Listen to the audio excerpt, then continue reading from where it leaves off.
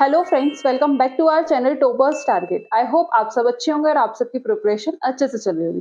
So as we all know कि हम EMRS TGT science की प्रिपरेशन कर रहे थे, जिसमें हमने बायोलॉजी और फिजिक्स की क्लास ऑलरेडी स्टार्ट करी दी है। तो आज की इस वीडियो में हम केमिस्ट्री की क्लास भी स्टार्ट करने वाले हैं, जिसका फर्स्ट टॉपिक है that is a chemical reaction. तो इस वीडियो में हम बात करेंगे कि केमिकल रिएक्शन होती क्या है, केमिकल इक्वेशन क्या है, कैसे हम केमिकल रिएक्शंस को बैलेंस कर सकते हैं। इस वीडियो में हम इन टॉपिक्स को लेकर बात करने वाले हैं। अगर आप चैनल पर नए हैं तो चैनल को सब्सक्राइब कर ले और वीडियो को लाइक करना ना भूलें। तो वीडियो को शुरू करते हैं। तो सबसे पहले हम बात करते हैं केमिकल रिएक्शंस होती क्या है।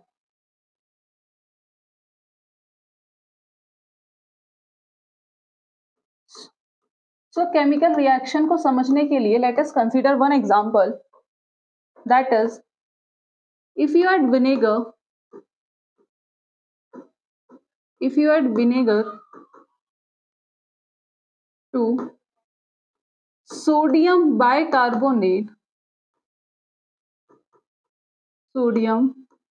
bicarbonate the mixture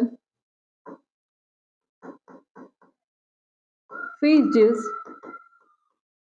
a gas is released।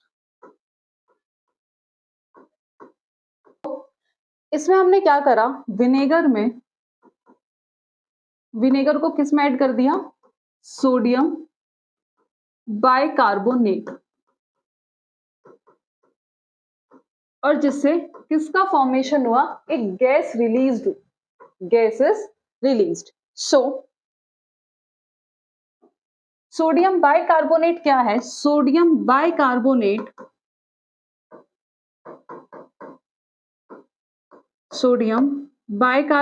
is a baking soda।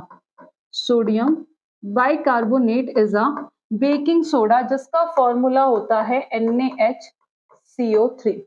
After that vinegar क्या होता है, vinegar is also known as acetic acid, और जिसे हम और क्या कहते हैं, that is also known as ethanoic acid, जिसका फॉर्मूला होता है CH3COOH। सो अगर हम विनेगर को सोडियम बाइकार्बोनेट के अंदर ऐड कराते हैं तो एक गैस रिलीज होती है। सो जो सोडियम बाइकार्बोनेट है वो क्या होता है, that is a baking soda, जिसका फॉर्मूला होता है NaHCO3। विनेगर क्या होता है, एसिटिक एसिड, जिसे हम और किस नाम से जानते हैं, that is known as ethanoic acid, जिसका फॉर्मूला होता है CH3COOH। सो जब हम इन दोनों को मिक्स करते हैं तो एक केमिकल रिएक्शन होती है। जब हम विनेगर और सोडियम बाइकार्बोनेट को आपस में मिक्स करते हैं तो एक केमिकल रिएक्शन होती है। क्यों?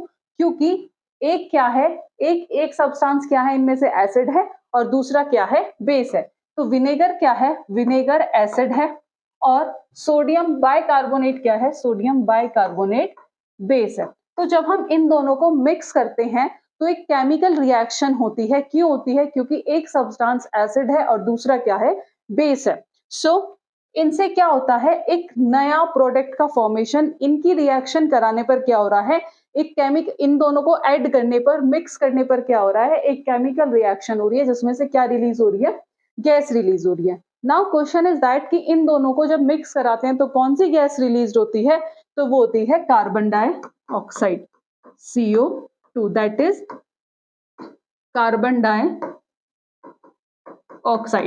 इट मीन्स कि इसमें क्या हो रहा है, किसी ना किसी नए सब्सटेंस का फॉर्मेशन हो रहा है। जब इसमें नए सब्सटेंस का फॉर्मेशन हुआ तो जब नया सब्सटेंस बन गया तो वो फिर से उस पुराने सब्सटेंस में, यानी कि पुराने रिएक्टेंट में ट्रांसफॉर्म नहीं हो सकता, दोबारा से सेम कंडीशन में नहीं जा सकता, जिसे हम, इसलिए हम केमिकल रिएक्शन को और क्या कहते हैं, that is known as irreversible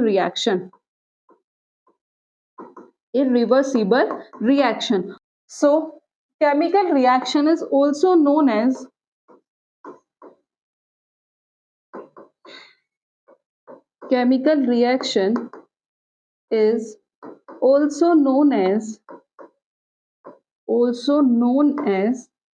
chemical change. Chemical change. So we can say that firstly let us understand, हमने विनेगर को सोडियम बाइकार्बोनेट में ऐड किया, दोनों का मिक्सचर किया, after that a gas is release. कौन सी गैस रिलीज हुई? Carbon dioxide. विनेगर क्या होता है? एक डाइल्यूट सॉल्यूशन होता है किस किस का? एसिटिक एसिड और वाटर का, जिसमें जो वाटर होता है वो 95% होता है और 5% क्या होता है इसके अंदर? Acetic acid. That is acetic acid और 95% क्या होता है? वाटर. तो विनेगर क्या होता है? A dilute solution of vinegar, sorry acetic acid and water. So इन दोनों को मिक्स किया, गैस रिलीज हुई, जिसे हम कह रहे हैं कौन सी गैस रिलीज हुई? कार्बन डाइऑक्साइड गैस क्या हुई? रिलीज हुई. It means a chemical reaction occur. इसके अंदर क्या हुई? एक केमिकल रिएक्शन हुई. सो केमिकल रिएक्शन मींस कि किसी ना किसी नए सब्सटेंस का फॉर्मेशन हुआ और जो नया सब्सटेंस बना वो फिर से पुराने सब्सटेंस में ट्रांसफॉर्म नहीं हो सकता, जिस वजह से हम इसे क्या कहते हैं? That is known as irreversible change या फिर केमिकल चेंज. तो आफ्टर दैट एक और एग्जांपल देखते हैं. वन मोर एग्जांपल कि zinc react with hydrochloric acid कि जब जिंक रिएक्ट करता है HCl के साथ, it will produce ZnCl2 plus H2. तो इन दिस केस कौन सी गैस रिलीज हुई? हाइड्रोजन गैस रिलीज हुई. तो जब टेस्ट ट्यूब में हम जिंक को हाइड्रोक्लोरिक एसिड के साथ क्या करते हैं? मिक्स करते हैं, तो उस टाइम पे कौन सी गैस रिलीज होती है? हाइड्रोजन गैस रिलीज होती है. जब हम टेस्ट ट्यूब को देखते हैं तो टेस्ट ट्यूब कैसी हो जाती है? वार्म हो जाती है, गर्म हो जाती है. तो जिस वजह से क्या हो रहा है? उसमें एनर्जी क्या हो रही है? रिलीज हो रही है. Energy is release. इस रिएक्शन में क्या हो रहा है? एनर्जी रिलीज हो रही है, यानी कि कोई केमिकल रिएक्शन इसके अंदर हो रही है. सो हमें ये कैसे पता चलेगा कि किसके अंदर केमिकल रिएक्शन हो रही है या किसके अंदर नहीं हो रही? तो ये हमें पता चलेगा बाय द हेल्प ऑफ कि अगर किसी भी सब्सटेंस के अंदर उसकी स्टेट में चेंज आना, change in state, change in colour, evolution of gas,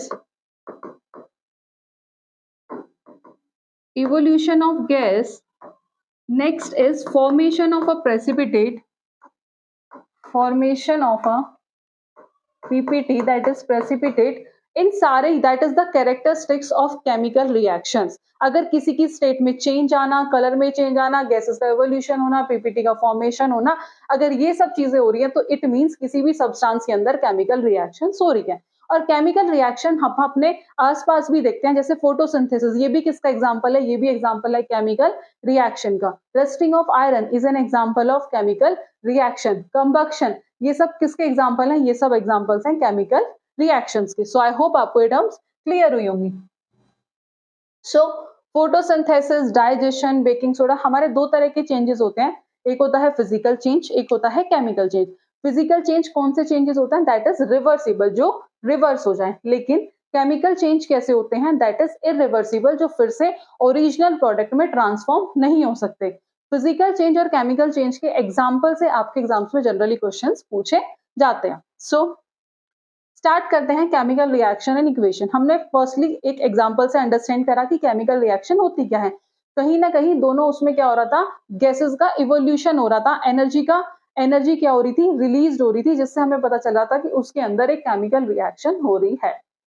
सो एक प्रॉपर डेफिनेशन देखते हैं केमिकल रिएक्शन की. अ chemical reaction occur when one or more reactant. एक केमिकल रिएक्शन कब होती है? जब एक या एक से ज्यादा रिएक्टेंट एक दूसरे के साथ रिएक्ट करते हैं और एक या उससे ज्यादा प्रोडक्ट को are change into one or more product का फॉर्मेशन करते हैं, जिसे हम कहते हैं that is known as chemical reaction. दो या उससे ज्यादा रिएक्टेंट एक दूसरे के साथ रिएक्ट करके किसी नए सब्सटेंस का फॉर्मेशन करते हैं, जिसे हम क्या कह रहे हैं? That is known as chemical reaction. So the constituent atoms of the reactant, जो constituent atoms होते हैं reactants के, वो क्या होते हैं? वो rearrange होते हैं in a chemical reaction, जिसके रिजल्ट से हमें क्या मिलता है? Formation of various substance as product. जो भी नया सब्सटेंस का फॉर्मेशन हुआ वो हमें क्या मिल रहा है? As a product. So a change that result in the formation of one or more new product. तो उसके जो भी चेंज हो रहा है उसके रिजल्ट से हमें क्या मिल रहा है? एक या उससे ज्यादा कंपाउंड्स का फॉर्मेशन। यही है केमिकल रिएक्शन, कि दो या उससे ज्यादा कंपाउंड, दो या उससे ज्यादा रिएक्टेंट सब्सटेंस रिएक्ट करके कोई नया प्रोडक्ट बना रहे हो, कोई नया सब्सटेंस का फॉर्मेशन कर रहे हो, that is known as chemical reaction. जैसे मैग्नीशियम ऑक्सीजन के साथ रिएक्ट करके क्या फॉर्मेशन करता है? Magnesium oxide. तो ये भी किसका एग्जाम्पल है? ये भी एग्जाम्पल किसका है? केमिकल रिएक्शन का। Rusting of iron, that is an example of chemical reaction. Chemical changes are also known as chemical reactions. Chemical reactions को क्या कहते हैं? Chemical changes. और केमिकल चेंजेस को क्या कहते हैं? That is known as chemical reaction. क्योंकि ये क्या है? That is an irreversible change. क्योंकि ये फिर से अगर एक बार किसी भी प्रोडक्ट का फॉर्मेशन हो गया तो वो फिर से रिएक्टेंट में ट्रांसफॉर्म नहीं होता। That is an irreversible. अगर फिजिकल चेंज की बात होती तो फिजिकल चेंज कैसा होता है? That is reversible, but chemical change is irreversible. So a substance is said to undergo a chemical change when the chemical properties of a substance alter. As a result, there is either formation or breaking of atomic bonds at the molecular level. कि एक substance के अंदर chemical changes कब होते हैं? जब उसकी chemical properties में क्या आते हैं? चेंजेस आते हैं। सो चाहे वो बॉन्ड का टूटना हो, बॉन्ड का बनना हो मॉलिक्यूलर लेवल पर। सो कुछ कैरेक्टरिस्टिक्स हैं केमिकल चेंजेस की।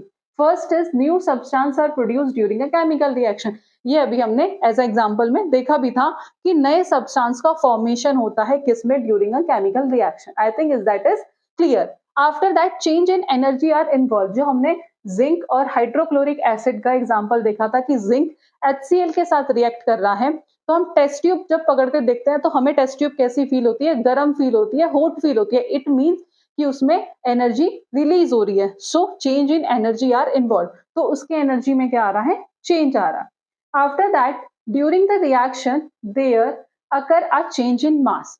तो उसके मास में भी चेंज आएगा during a reactions.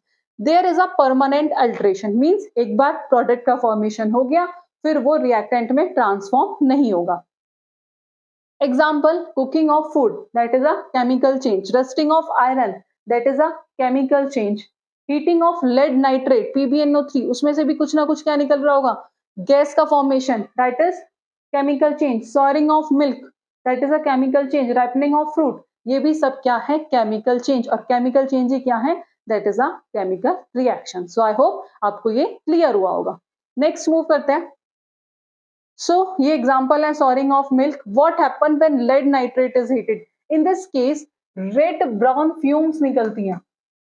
Red brown fumes निकलती है। It means that is a chemical change. इसके अंदर क्या हो रही है? chemical reaction हो रही है। Rusting of iron, जड़ लग जाना, that is a chemical change.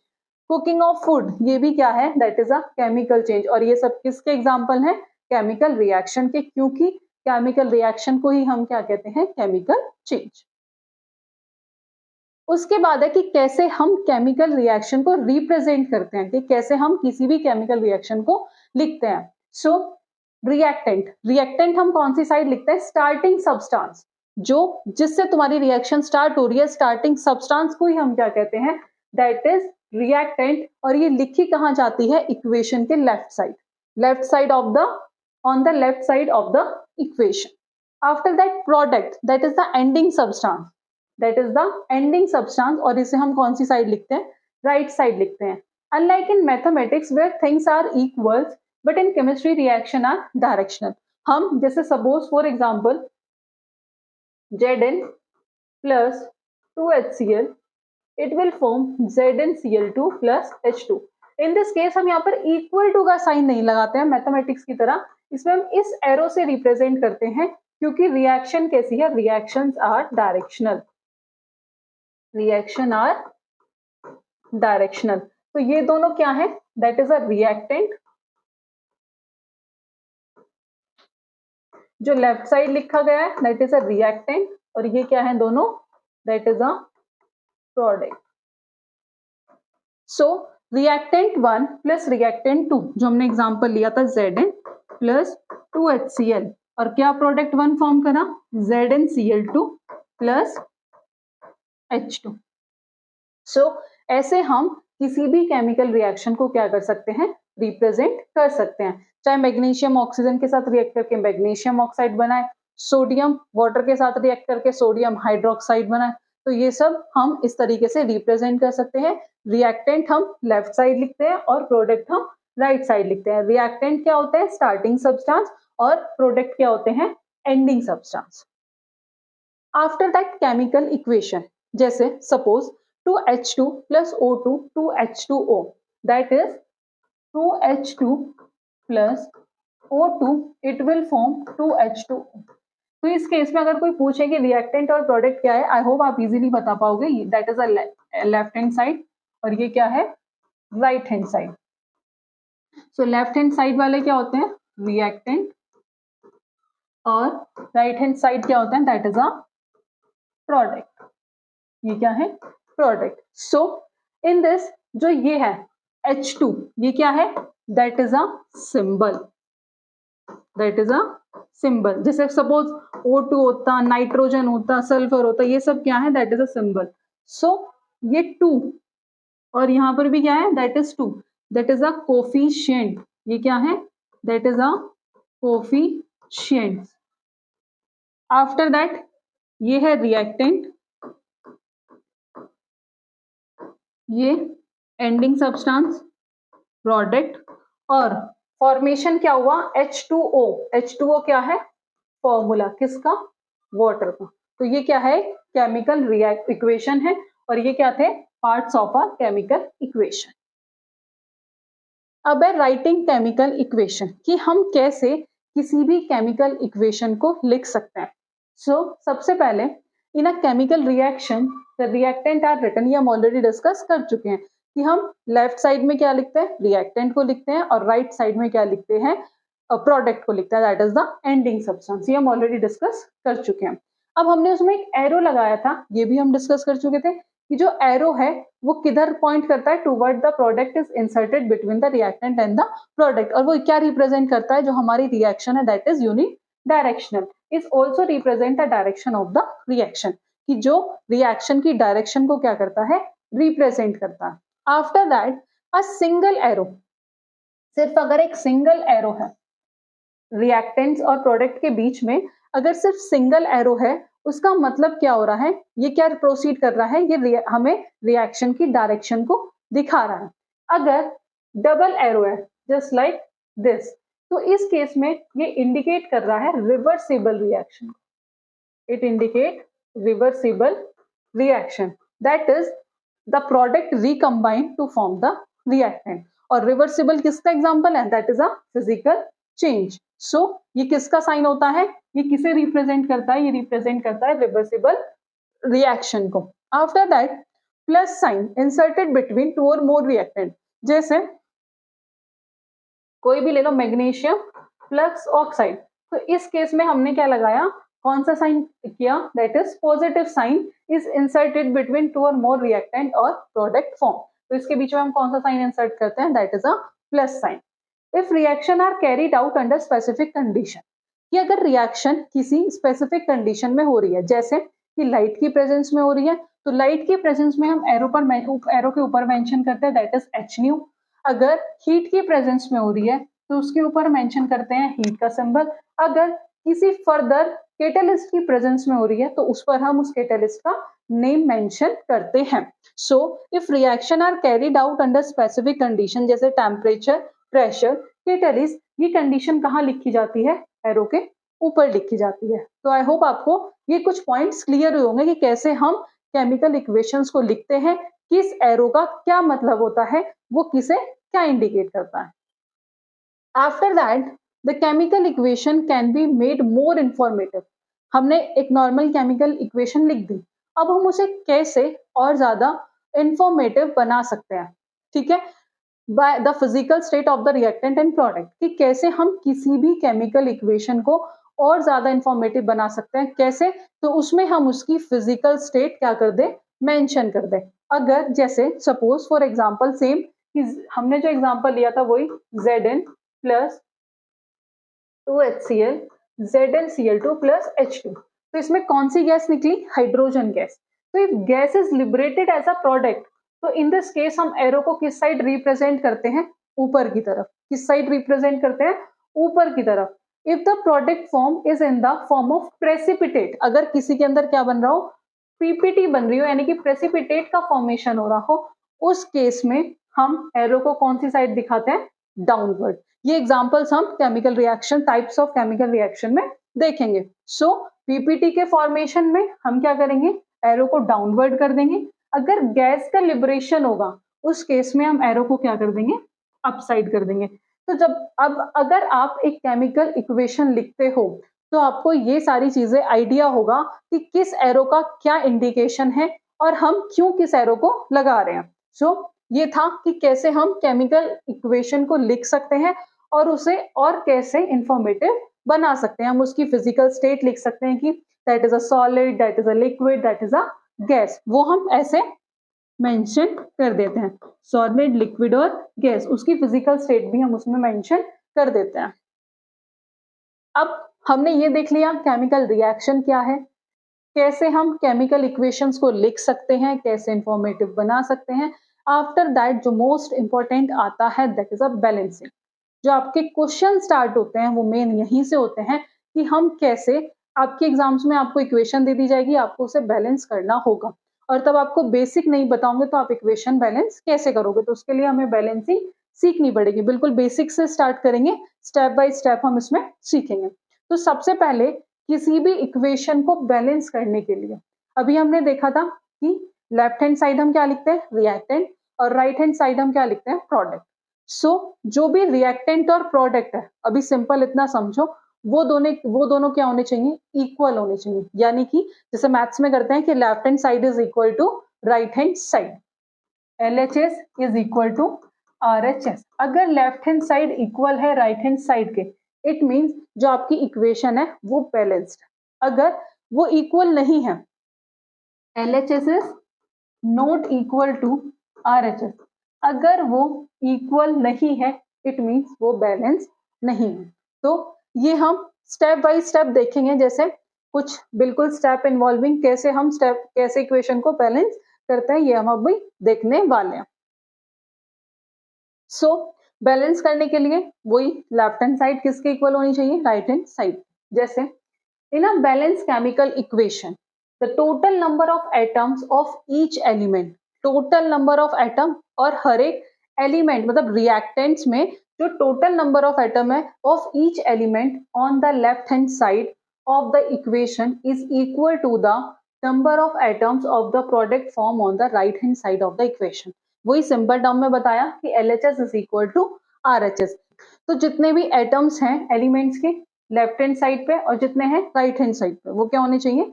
Equal होने चाहिए। मींस कि जो टोटल मास ऑफ रिएक्टेंट है वो इक्वल होना चाहिए total mass of product.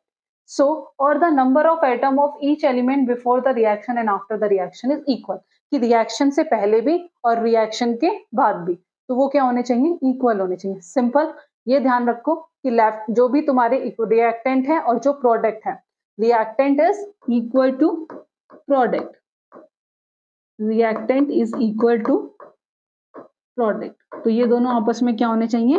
Reaction से पहले भी और रिएक्शन के बाद भी ये इक्वल होने चाहिए, तभी हमारी रिएक्शन क्या होगी? बैलेंस होगी। तो आइए स्टेप बाय स्टेप देखते हैं।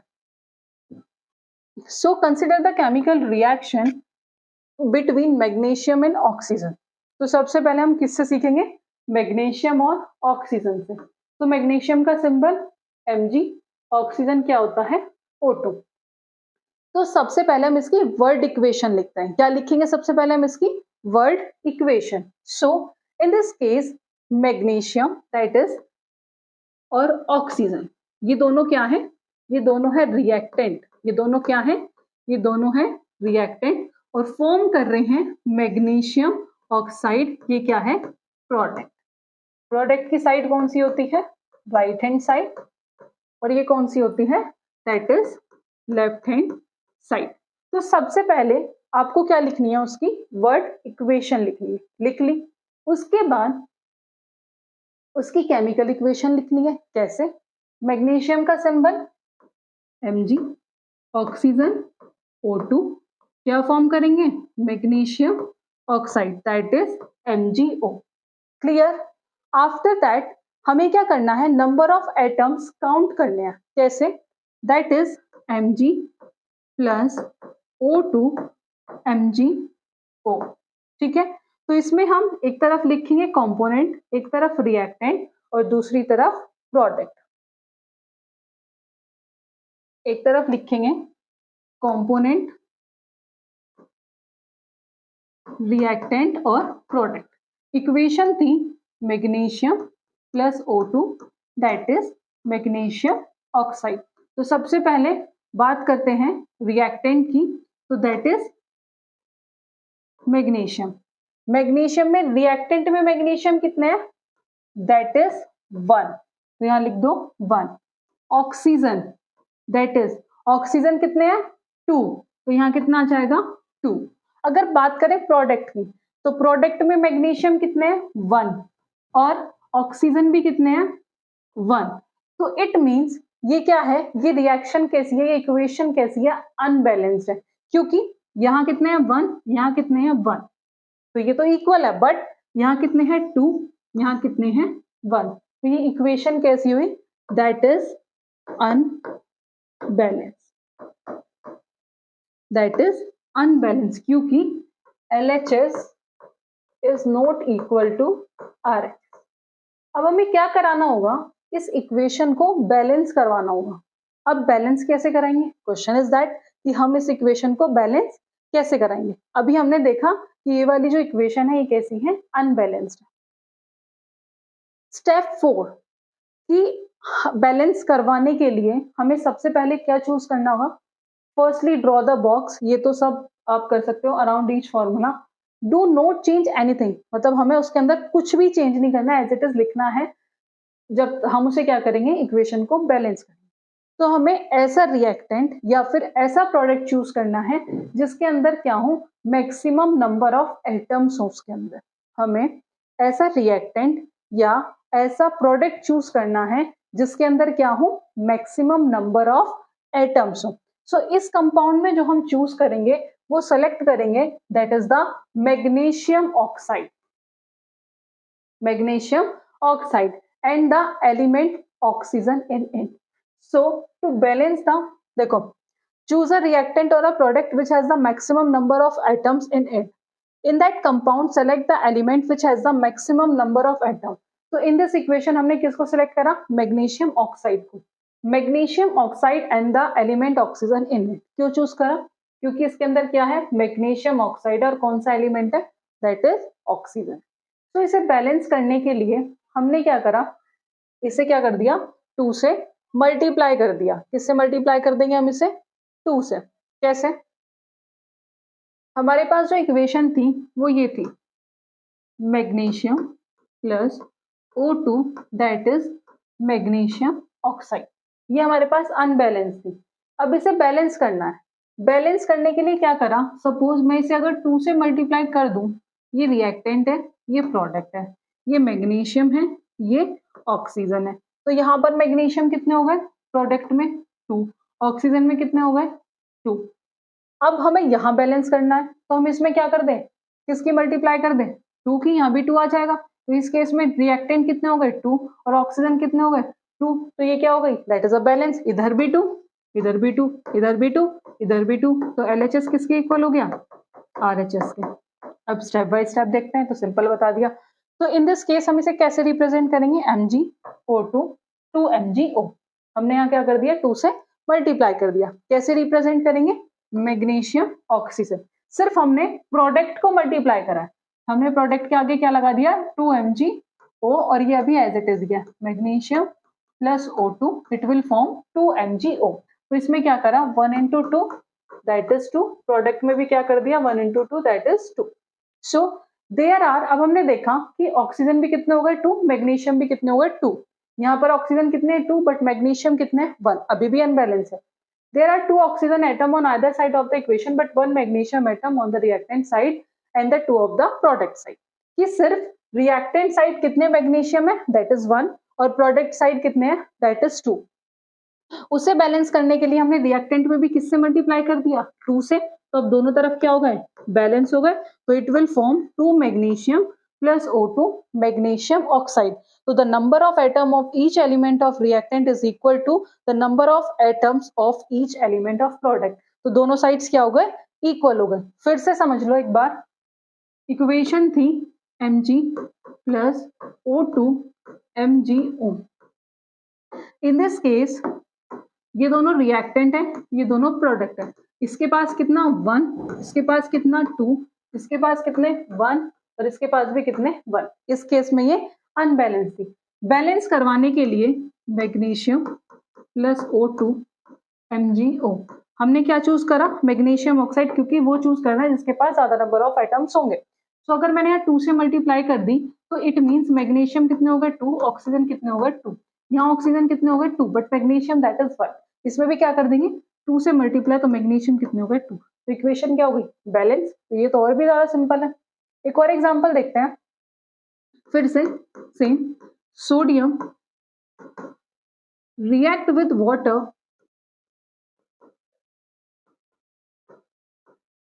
To produce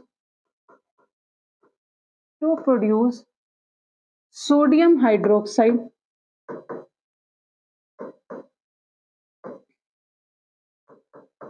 and hydrogen gas.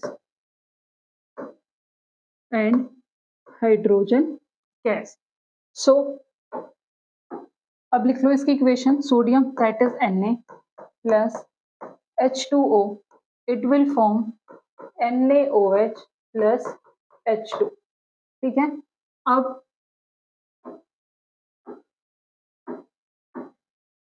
Sodium कितने हैं 1, हाइड्रोजन कितने हैं 2, ऑक्सीजन कितने हैं 1. सोडियम कितने हैं 1, ऑक्सीजन कितने हैं 1, हाइड्रोजन कितने हैं 1 और ये हाइड्रोजन कितने हैं 2. तो अगर ऐसे लिखना है दैट इज कंपोनेंट, रिएक्टेंट और प्रोडक्ट. NaH2 हाइड्रोजन और ऑक्सीजन. तो सोडियम रिएक्टेंट में कितने हैं 1, इसमें कितने हाइड्रोजन 2, ऑक्सीजन कितने 1. प्रोडक्ट की बात करें, सोडियम 1, ऑक्सीजन 1 और हाइड्रोजन टोटल कितने हैं 3. सो इन दिस केस ये बैलेंस बट ये अनबैलेंस्ड. हाइड्रोजन यहाँ कितने हैं 2 और वहां कितने हैं 3. तो ये रिएक्शन कैसी है, इक्वेशन कैसी है, अनबैलेंस्ड. अब इसे बैलेंस्ड करना है. सो अब इसे बैलेंस कैसे करेंगे देखते हैं. अभी ये क्या है, अनबैलेंस्ड है.